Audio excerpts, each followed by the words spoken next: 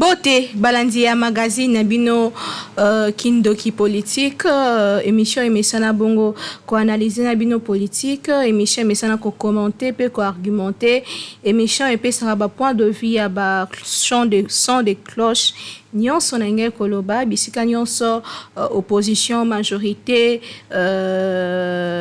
ba centriste n'importe so bazala kaka mais batu nyonso tozo continuer koyamba awa na plateau na biso ya Kindoki politique elongo na ngai wabino Naomi Pila o amesana bongo komemela bino toujours ba expert na ba domaine na bango pona ko yanula na mituna pe ko epesa bino ba explication ko yoka information na nzela te landa Kindoki politique koyeba komanyola bien pourquoi makamni esalamaki le pourquoi de fin d'être le bana lopoto nini esalemaki pona nini esalemaki baninga nyonso bazopesa makanisi na bango lelo nazanga mokote nazali bongo na mwana mboka Kanku Kalume James wa azali bongo défenseur des droits de l'homme na mboka na biso elongo na etoko manyola mwa mingi o etali bongo actualité politique ya RDC kasi yamboto kota na sujet na biso topeko lobela o etali bongo ba actualité politique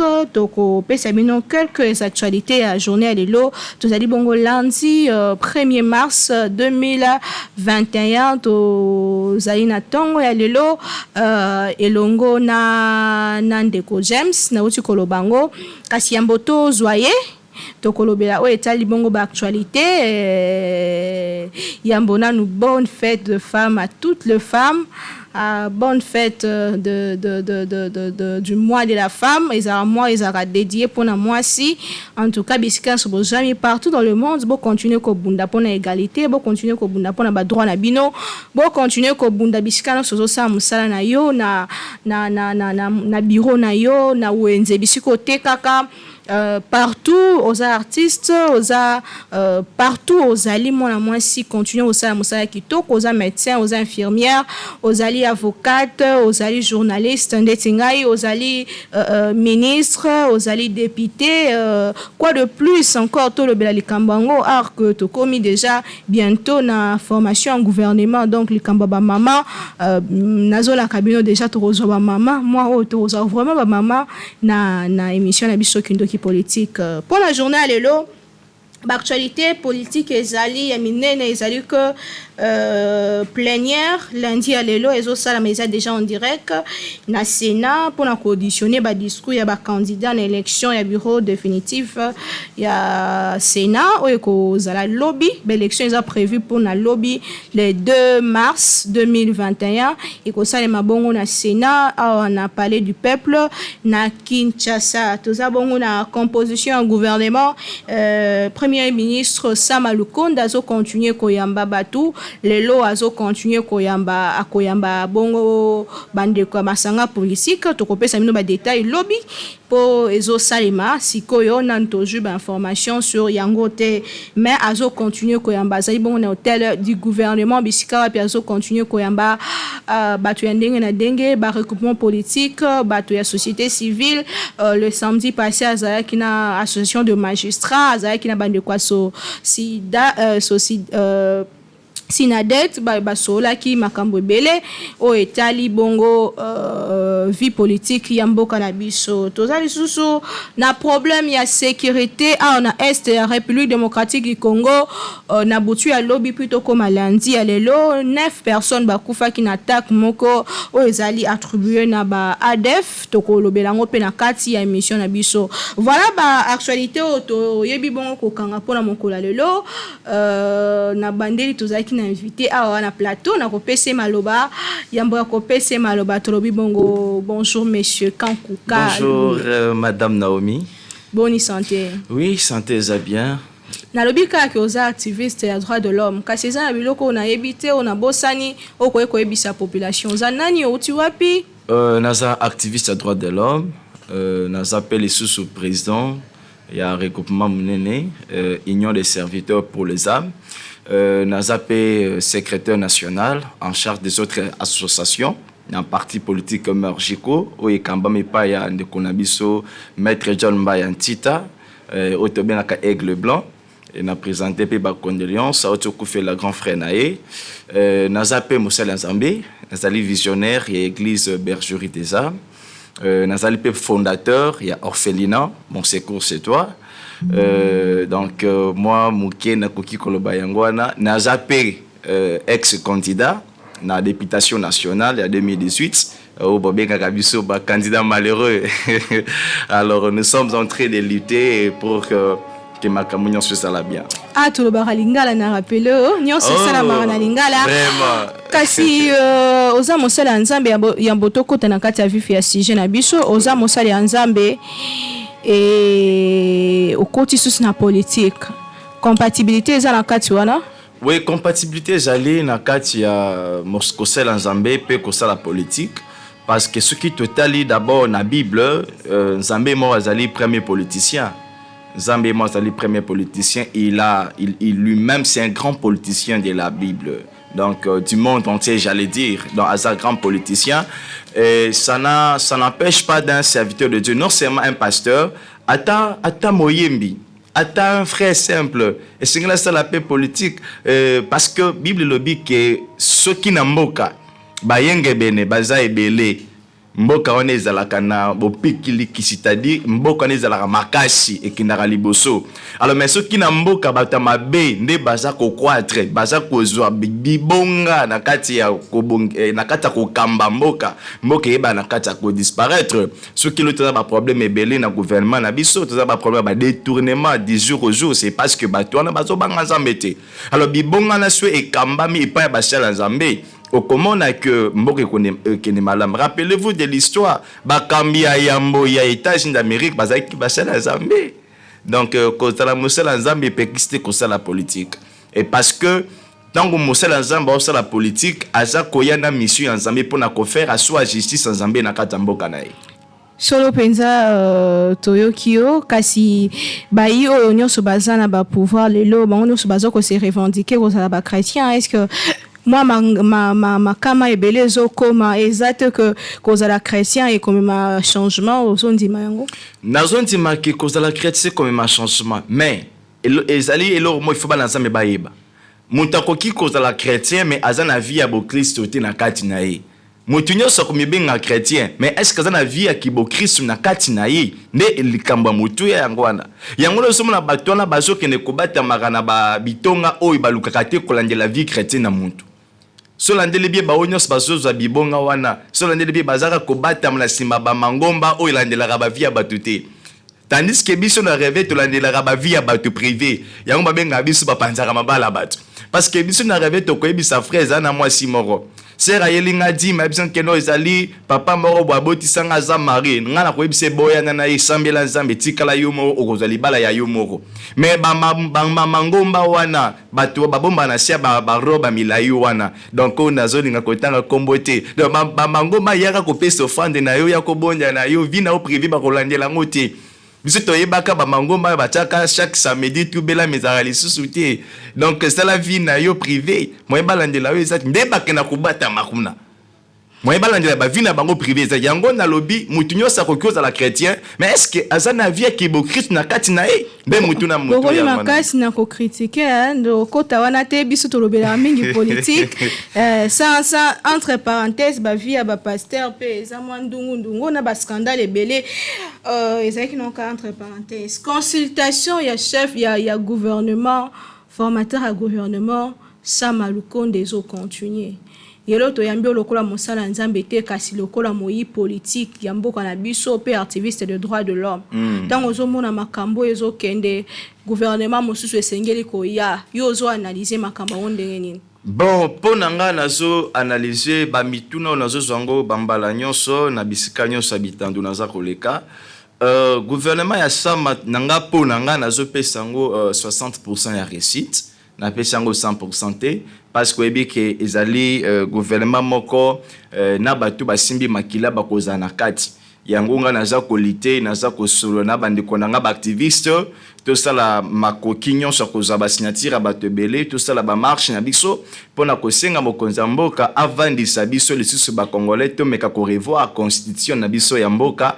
Eza na baarticle mosusu esengeli bayeba komodifie na kati ya constitution, donc kolandisama article 78 ya constitution na biso oyo eza koloba ete esengeli premier ministre abima na majorité parlementaire eloko wana eza koma mbilinga na kati ya kokamba mboka na biso oyo, parce que gouvernement oyo esengeli bima na majorité et puis tozali ba témoin majorité oyo ndeko na biso Modeste Bahati o déjà na pesi félicitations pour la kokamba na ya Sénat parce que déjà aza président ya Sénat. Non, on a assuré déjà ezalité que prophétie que pour naza pasteur eza déjà eloko oyo ezali, donc on a déjà na pesi ba félicitations parce que ana chance na biso pour asali musala maro malamu ya kosunga biso peuple congolais to bimana kati ya bato to bengaka bato bandongolo miso ya FCC ba kambi mabe mboka oyo panda ba mbula ebele to nyokwami biso ba activiste to za respecter te okomona policier ceux qui na ki kote la mutu kuna na anende ko kalevone sengeli abakanga ye tozo salango makasi po bakampo anyokoli biso to kende ba ko enlever mutu ba memia destination koni tango biso ba activiste to kende po to sala monitoring na biso okomona bakangi biso ba torturer biso. Donc bandongolo miso na batambusa kimboka o mabe. Alors gouvernement sama oyo ezali euti na kati na yango bandongolo miso bazali bandeko bauti na ngambo ya molili na ngambo ya FCC ngambo ya molili bauti kuna bayepe na kati ya union sacrée et ya kosala autrement ezate parce que mokonza mboka zakina ba député te yango tozali ba kisengeli article 78 ya constitution sengeli ba revoir yango eza lokola bamboka misusu premier ministre bazo nommé pas chef de l'état yemoko sans koluka majorité parlementaire sans koluka ba consultation yemoko nommé ministre alingi de lingi que constitution na ba changer article 78 pour ba makambo ezali sous-souté pour bato bakambi mabe ba conseiller trouver sur le gouvernement peuple congolais na zo sabino vérité boze la raté que gouvernement sans mais aux à la 100% ya bantante na biso nanga na pesi bango 70% réussite parce que badongolo miso bazana kati donc de kosama azana devoir ya makasi ya commettre skoba ba rigueur ya makasi yango peto ko senga IGF azana sima na bango yango peto ko senga constitution na biso ba cour constitutionnel et tellement pour ceux que sali musala na te biso ba activiste ko sala yango parce que article 99 eza ko ba ke tango ba gouvernement et côté en fonction avant bakota na espace de 30 jours et sengeli bango ba ko déposer na cour constitutionnelle même la kati ya ko déposer na cour constitutionnelle o ba bengi ba bien na bango biloko bazana ngo ba mituka nombre basi na bango nombre ba na bango nombre ba mbongo bazana ngo na ba compte bancaire nombre ba mapango na ba tongite botanga yango na article 99 ya constitution na biso eza ko senga gouvernement bongo même premier ministre depuis que azali mutauti na Jekamine aza DG jusqu'à présent na nous aussi mutasikate na Jekamine mais na likiete ya mboto comme le 15 mars au sengeli promulgation gouvernement ebima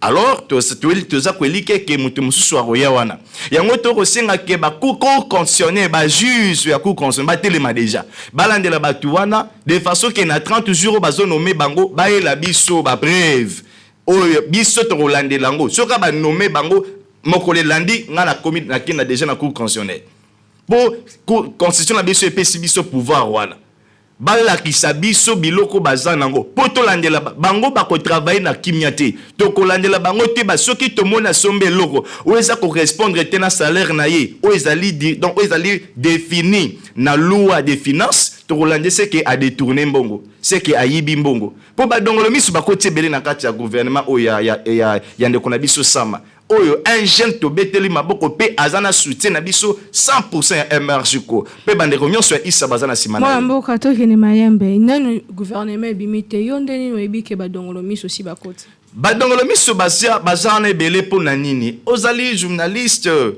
le yo moko ebi lo lenge nini ndeko na biso Félix azui majorité parlementaire oso na été se comprendre parce que constitution le bin article 78 ce qui mokonza mboka a constaté que aza na majorité parlementaire et sengeli na ay banakata ko voter et ko nommer un informateur pour na APC majorité parlementaire de likambo tu ko salama tango de ko biso Félix Samoni keno 2 ans mobimba na sali elo côté yemo ko reconnaître ki yango la discours à la nation alobi ki nazala ki humilié babengi nga patin babengi nga un étiquette et tout consort j'étais humilié alors à se décider que banakata ko dissoudre aux alliés gouvernent donc non ko dissoudre relation na FCC alors que FCC n'a qui n'a pas député belé alors il y a autant de dissoudre FCC il n'a qui kokota na ka tout bien la crise parlementaire entre gouvernement et le parlement crise elle n'a qui kokota il n'a tellement kasa mutamaye le mingi aboy que crise wana ekota ndemba la moro anoma qui un informateur ayebaki na kati ya kozela ba député na kati ya ba député plus de 391 députés o baye na kati ya union sacrée na kati na bango tomoni ba député PPRD bayaki ba miyibi tomoni ba député ya ba ngambo mususu bandongolo misu oyo bazaki na sima ya Kabila baza ko benga umela bajale lebele bakoti na kati wana ba député ndozomona bazoya na kati ya ba conditions belé donc yango nga na zolo bake badongolo miso baza na kati ya gouvernement boko situka bo moni pe ba ministre o bazaki na FCC ba surtout na gouvernement sama parce que choix ezate baza na kati ya na union sacrée ba koti on na nzela informateur parce que mokonza mboka zalaki na posa azwa majorité parlementaire oyo azanango o ezali majorité parlementaire ya ko bambisa eza originalité yango biso tozebisa mokonza mboka asala biso confiance na élection ezoya biso tokopesa ye majorité parlementaire ya propre ya bato basimbi makilate tozonga mo nsima mukie na mo lobi moyibi biso atofinga te non moyibi na fingi mutu te mais ezali qualification yo moko moni yango au vivre na Congo ozali étrangère te à moins que ce que ozali étrangère mais ce que ozali congolaise oyebi ndenge makambo eza koleka des jours au jour comment bande kona baza ko sala mabe bonya ba député ba voter député mais ngana vandara na funa na mo na funa na selemba ou na selemba mais ezate meza ba député belé bazo na ba TV bo voter bazo zela mokola ba campagne ndeba bana koya kola kisabiso ba transfert ya lokuta ya ba courant ba la kisabiso ke na sali forage tout le monde a bango le soutien tout le bel Cambetali majorité parlementaire oui depuis 2006 ceux qui ont talibé bien en beaucoup na biso mutumo tatikala rejoindre majorité parlementaire nyo sera toujours na accord ceux qui le long en mboka Félix Tshisekedi ake ko so accord na bande kwa FCC ndambu pe bande ko mususu pona osala union sacrée est-ce que eza likambo moko ko meme na mabeto na malam eza likambo ya mabe accord wana po biso tuzaki ngala zali parmi batu ya yambo o déjà basakola ki Félix Tshisekedi a reçu pas même 3 ans na Kabila sans qu'il ba kabana na accord na bango FCC parce que zaki mariage mort contre nature zaki mariage mort contre nature zaki mariage esengaki eza lokola un musulman abalani na un chrétien na une chrétienne c'est un mariage contre nature parce que bazana ba conviction différente osa komona et na so corriger muke kolba que depuis 2006 itina mo ya lelo oyo nanu mokonza mboka morote azwa majorité parlementaire eza azolote parce que depuis 2006 itina 2018 nana zaki mokonzi eza ki Joseph Kabila est-ce que Joseph Kabila zaki kozanga majorité eza kobima eza majorité FCC c'est qui c'est Kabila FCC eza regroupement eza parti politique te mais ezali regroupement mais na autorité morale na kati ya ba regroupement eza ba parti belé ceux qui sous-attend que eza alliance oh bengi oh mais ba député wana na autorité morale eza ba député ba regroupement zomona eza ba regroupement inexistable eza lo ngana yebo na yebise na omi bon zwa mbongo oyo créer regroupement oyo na ekoto na bisi nani Patrick écoute zo mbongo sala boy na ekoto na bisi nani o Lines boy so boy na ina bon grâce boy so boy sala ndebilo Kabila sala mbongo ya ye moko asa ko financer ba regroupement nyonso na o po ebi ma FCC eloko na ye moko eloko na ye moko et puis so ndele bien na kati wana ba député bazaki belé zaki ya bahati lukwebo AFDC oyo ye moko esi kombimisa banene kulu ba ye wana keno AFDC sa ya ye ba créer la kindo na biso modèle semati ba bilinga o le lonzamba za tellement juste ye wana zozonge la présidence Sénat donc à part AFDC ezaki na pe perdre oyo ye moko ba député bazaki belé Donc ils allaient ba gêne moko ba parti nyon se botami wana ba regroupement nyon sona c'est Kabila qui était derrière ça. La financer bango bo créer lenga eloko bo créer l'opo et batu batimbela ti. Et ça ba gêne bango to yebi ne fonctionne mal. Ce qui le gouvernement ça malukonde inge qui ça lelo kwa kitoko yo proposer ezalani. Vraiment gouvernement ou bazana ba devoir rebeller. Mais na ceux qui la bango mawa parce que bazara na 3 ans ya pamba. Bazara na 3 ans ya pamba ya musala na quelques mois plutôt parce que il travaille à 3 ans. Donc tout ça en 2022 et 2023. Donc je dirais que 2 ans na ba quelques mois mais ba attente c'est belé parce que tout ça na marambo belé attente à libosu ya makasi. Autres dans le gouvernement ils allaient commettre fin na ba tuerie wana. Oza ko s'est passé 10 jours au jour na kata loka cessation ya Katanga et tout ya RDC ba balkanisation wana. Tout ça, que non, ça m'a acheté stratégie politiquement pour faire respecter l'article 1er. Il y a constitution nabiso et lobby que RDC est un et indivisible. Bah, pour qui kokata yangote. Ils allaient première attente sur le gouvernement. Deuxième attente, ils allaient basé sur l'article 36. Il y a constitution nabiso. Oui, ça que tout Congolais a le droit à Moussala. Moussala les athées. Le chef de l'État le baki que à cause ça que journalisme, médias, ils sont aussi parmi des pouvoirs. Mais là, tous les journalistes, combien ils souffrir? Ça que se retrouver vraiment. Alors, il faut la valoriser dans le gouvernement où ils sont jeunes. Tu es bien que à cause ça, malamu misala ekozoma. Tu as pu causer la qui na katuana protection ba mineur. Nga naza activiste, naza na orphelinat. J'ai plus de 100 enfants. Na katu orphelinat nanga.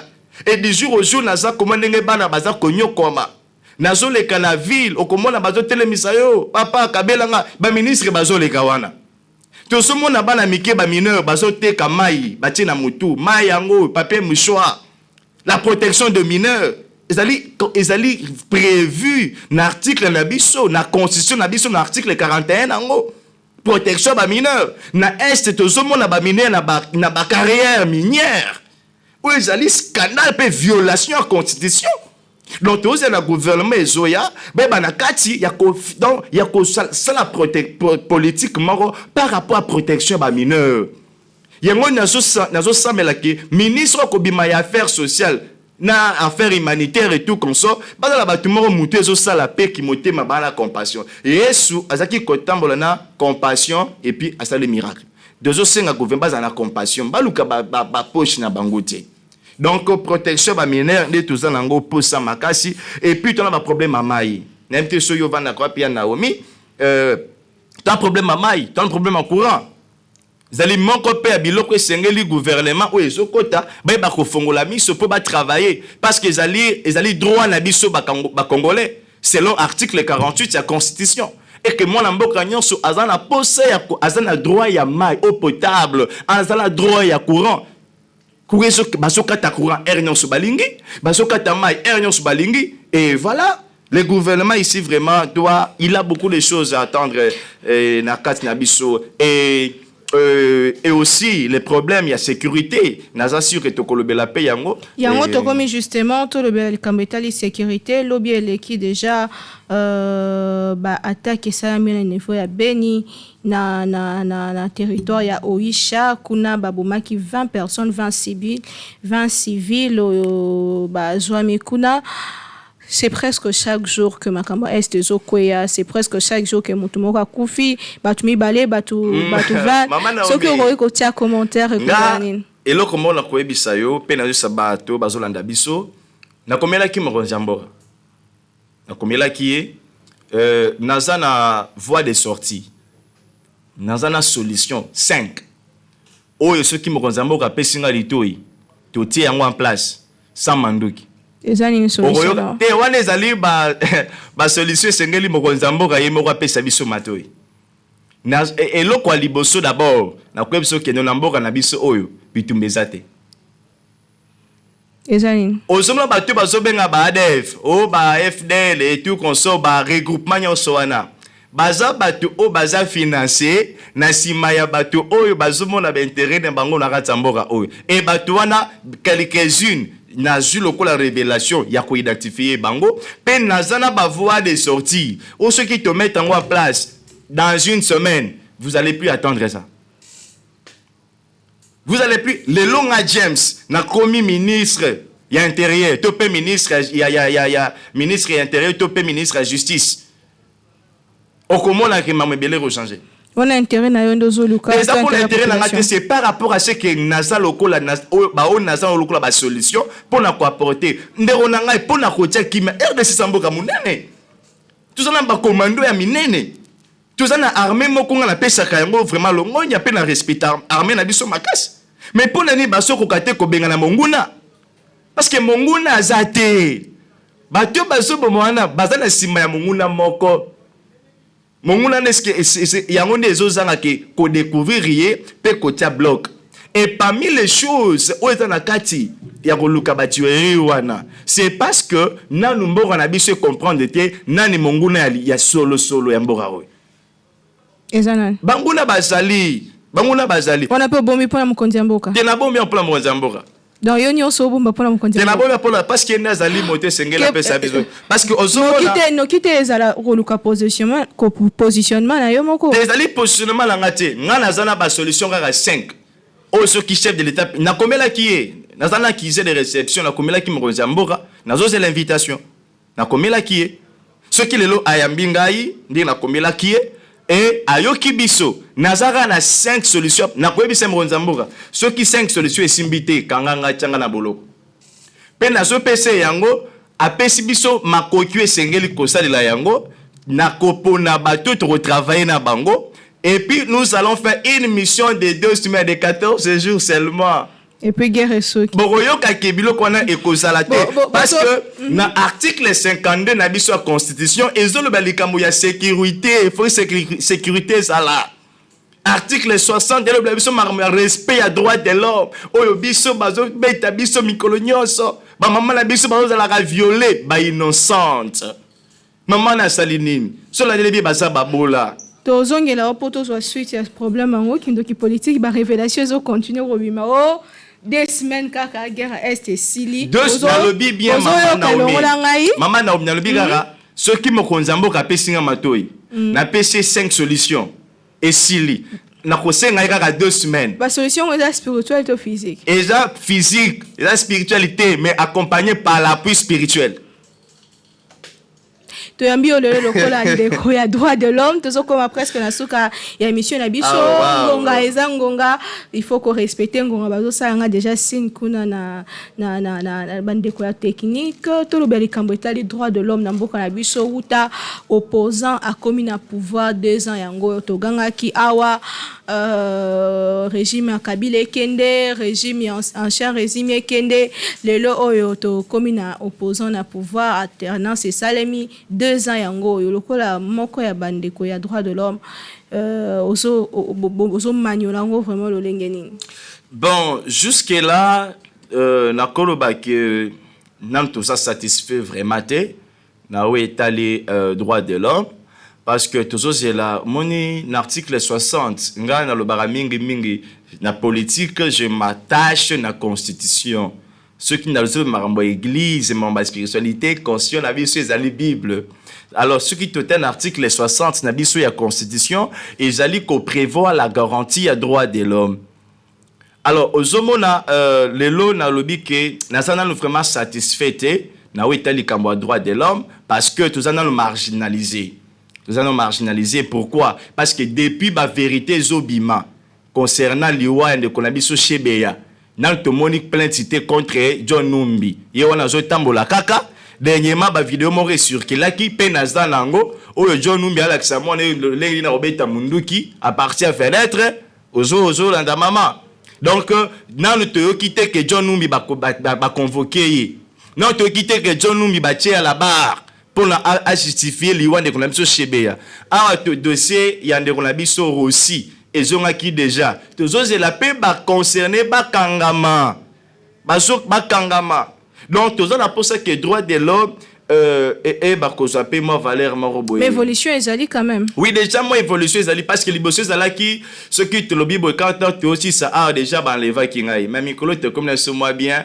Tu as le avec la toute liberté, mais tu as qui était mon Mukondiamboka ouvre vraiment c'est un Moïse que Dieu nous a envoyé. Vraiment, Zambaba de la Félix Tshisekedi, c'est un Moïse que Dieu nous a envoyé. Aujourd'hui, nous autres ici, les activistes, nous parlons, nous sommes moins inquiétés. Mais à l'époque où il y a Bandongolo Miso, Monique, tout ça que l'obika kabo déjà bakanga kyo, déjà babeta kyo, caché secret, mais les lieux les sous-soutés, tout ça déjà que quand même. Moi, évolution sur côté nanga mon abisso bande ko ya droit de l'homme. To comme na sous émission abisso message ni ko pesa na peuple congolais. Message au nazo pesa na peuple congolais ezaki bisika nyonso bazolanda biso ba za na sima na biso.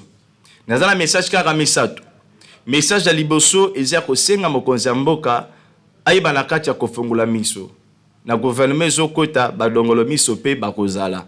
Tozo condamné été, peto condamné été parce que azana choité, singeli kaka bango pe ba ya kaka parce que azaki na majorité parlementaire té. Yango tozo senga na ye, soki moye zali avant tabisu ba peuple congolais, tant ezananu akende mais atikela biso kamete bike akokende na ye. Manda na ye ko sila ye akokende. Mais lokola Moïse akende atikela biso mwa kimia, lokola Moïse atika kimwa kimia, atikela kibiso Josué memaki batu na Kana.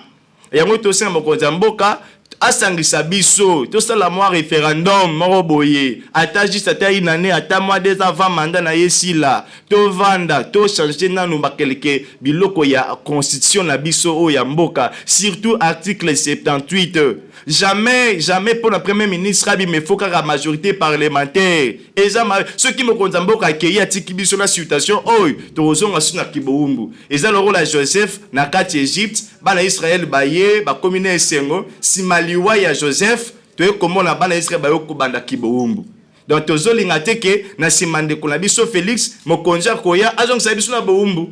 Donc papa na biso Félix asunga biso avant sa biso peuple congolais boti non bazoluka basala ba transition bazoluka non ce que zapo na solution ya mboka moi je suis prêt de soutenir cette idée il y a que tout changer quelques articles ou ya constitution ou ezali ko sunga peuple congolais té des messages nanga liboso na senga chef de l'état pena ba peuple congolais nyonso message ami balé ezali adressé na premier ministre biso MRJCO elongo na LCM toyamba maki et pas mokonzi mboka na consultation à chef de l'état ayamba ki biso to LCM toza na plus de 20 députés bayamba ki biso pas mokonzi mboka na consultation na ye bayamba ki pe biso et pas yande ko na biso Modeste Bahati Lukwebo to c'est l'invitation na biso yande ko na biso ministre kalater au gouvernement ezobima LCM toza une force regroupement politique oyo tozak na kati ya kobunda makasi pona justice yango poste tezali koluka poste tezali kolukande bato o bazana mayele pena motema ya compassion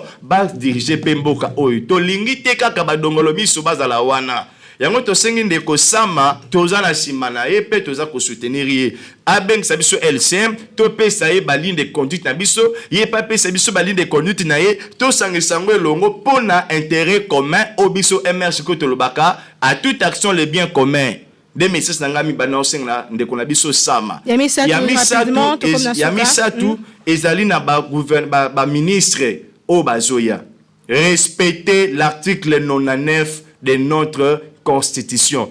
Amenez vos déclarations à biloko boza nango. Bokende kotika on a cour constitutionnel. Ce qui botika ngote ke ba nommé bino dans 30 jours, sur salamité, ngana rozala activiste ya liboso na okende ko saisi cour constitutionnel et puis na cour de cassation. Oye isimbami na article 99 ezopesanga pouvoir wana pona kolandela ministre nyonso toyeba est-ce qu'a déposé qui déclaration ba biloko na ye ce qu'a déposé te na komeli IGF tokanga ye ndenge constitution lobby bakokanga ye parce que ekokoma détournement des messages nyanga yango wana ona so senga peuple congolais boza toujours na sema biso tozobunda pona bino bana nyonso afuna na yebi ba problème boza nango tozobunda la lutte continue na pesi merci. Nandenge boyambinga na émission Oyo Kindoki na politique ezali première fois nanga boyambanga boyambinga malamu mingi na ibina bandeko biso société sininga na remercier bango pour l'accueil na pamboli émission Oyo ekende liboso pe na KNB News ekende liboso. Merci beaucoup Ezaki Bongo Molamboka James Kalume azali activiste de droits de l'homme à la République démocratique du Congo toyamba ki mokola lelo na cadre émission na biso Kindoki politique tokomi presque na suka tokosenga na biso bisika nyonso tozali partout dans le monde bo s'abonner na chaîne mais KNB. maman Naomi qui les aime ko la bonne parole nako bataille le bataille bonne parole à terme côté à l'occasion à bonne parole. Vraiment à l'occasion il y a bonne parole na sing na bana Nzambe nyonso pe na ba congolais bozana ba langage ya malamu. Arrêtez le langage de négativité. Les camousimité, Félix Falongo, arrêtez ça, arrêtez la négativité. Le colon de Komoro a dit que non, mais 110 bis m'sousoyez, mais banzele zate et rotambola wapi, arrêtez les mauvaises paroles. Kinshasa RDC Kobongate na bâton magique. Ils ont le processus, tous en langage positif, na PCP Mbote, na moi sinangai grâce, vraiment une très belle femme que Dieu m'a donnée. Mes condoléances à notre autorité morale, Maître John Mbaya, et Zambe Apambola Yanaomi. Tu es très belle. Que Dieu te bénisse. Merci, et monsieur Kominasuka. Merci na Mandeko Basutena Kibiso Mokonalelo, équipe Mobimba ya KNB Nyonso na sima caméra. Tozaki bongo na Mifi Mafuta. Tozaki aussi na Hervé Zaka. Bazaka toujours bilombe pour na kozoba image. Réalisation émission Simama Kibongo na Papa Timothée Kayembe. Azalaka toujours wana pour na ko benda biso bilili. Et puis réalisation ya émission Oyo présentation na ingena loba eza ngamoko Naomi Mpida o amesana bongo ko annoncer bino topé ko analyser na bino ba actualité politique to kutani mikolo ezali ko ya kasi na ko rappeler que journal elo ezali journée ya ba compliment donc ça la compliment na moto aza pembe na yo ça la compliment na papa ça la compliment na maman et puis ça la compliment na bandeko na yo ba collègue na yo et puis na ndeko na nga aza na plateau ozolo ba kitoko ozolo ba bien na salier compliment. En tout cas, tokutani lobby na émission na numéro mosusu na souci moko ya ko analyser politique. Combien na biso me ko bosana te ko s'abonner pe yebisande kwa za pembe na yo a s'abonner na KNB News awa ba information nyonso en continu kasi na lingala tokutani lobby ki mena mabota na bino.